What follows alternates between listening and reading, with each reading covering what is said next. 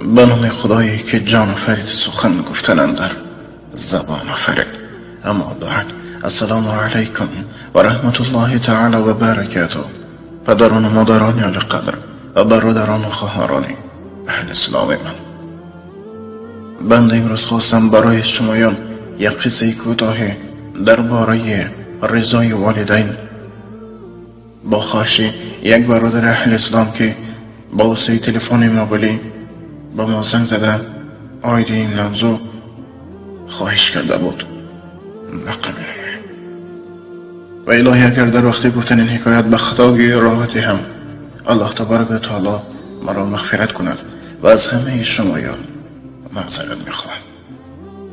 و البته ناگفته نماند که این قصه خیلی کوتاه بوده، لیکن برای اون شخصانی که تا این وقت خطا کرده بودن شاید که انشاءالله یک درسی برد شود. پدر و مادر چراغ خاندانند و در حق آنان چه خبره که سخن گوییم هم آخر ندارد، زیرا قدر و قیمت آنان را الله تبارک و تعالی در سوره قرآن در چندین جایها قید کرده است. در یک دهی خورده یک مرد مؤمن مسلمان با همراهی همسرش زندگی میکرد و اونها با آمده الله تبارک و تعالی صاحب یک فرزند شدند و نام او را عبدالله نام گذاشتند. عبدالله معنای این نام بنده الله است. و با امر تقدیر روزی همسر این مرد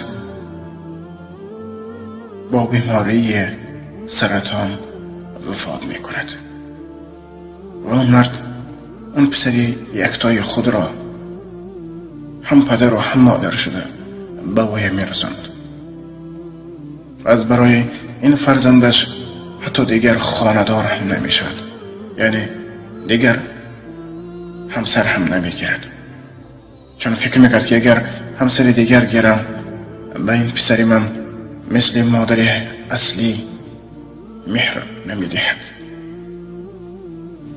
و این مرد هر روز کار میکرد تا که برای پسر یکتای خود خوراکی حلال، یعنی رزق حلال آورده خوراند.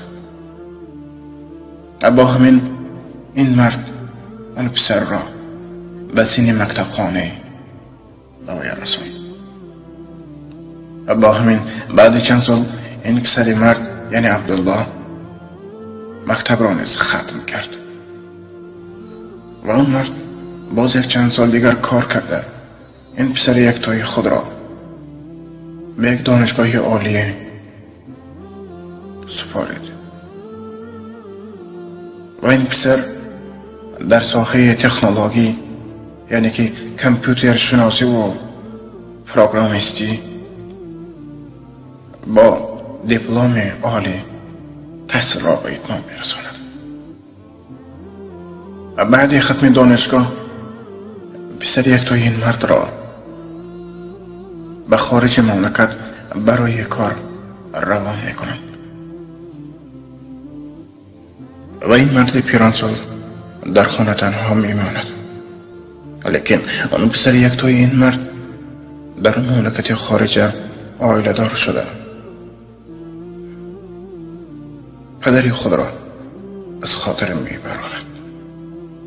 وقتی پدر زنگ میزد با آوازی غمگین جواب میداد، لیکن با اهل خانواده خود و با اون دوستان خود خرسند شوخی و سرور کرده صحبت میکرد. و روزی پدر گفت فرزندم بیا بار ببینمت تا که دیر نمانه، من به یک دردی سخت دچار شدم، طالق زنده هم بیا باری رویت رو ببینم و ببوسمت. لیکن پسر یعنی اون عبدالله میگوید پدر بعد یک هفته حتما به نزد شما پرواز کرده میروم. خب 1 هفته دیگر میگذرد. پدر زنگ میزند. عبدالله فرزندم، وضع سلامتی من روز تا روز بد شده ایستاده است. بیا پسرم، بارو ببینم. هر یک دم غنیمت است. لیکن عبدالله میگوید پدر، 1-2 تا دیگر کار ضروری دارم که او را باید حل کنم و حتما بعد 1 هفته دیگر به نزد شما خواهم رفت. پدر صبر میکند. این هفته دیگر هم میگذرد. پدر باز زنگ میزند. عبدالله فرزند شیرین، تو را یاد کردم. میخوام 1 مرتبه تو را ببینم و دستان تو را ببوسم. بیا فرزندم، مرا غمگین مکن.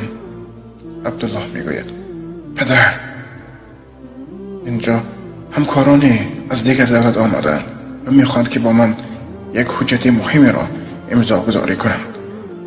اگر این امضا را گذارم هفته آینده حتما به نزد شما میروم. لیکن بعد این زنگ تلفنی بعد 3 روز اون مرد وفات میکند.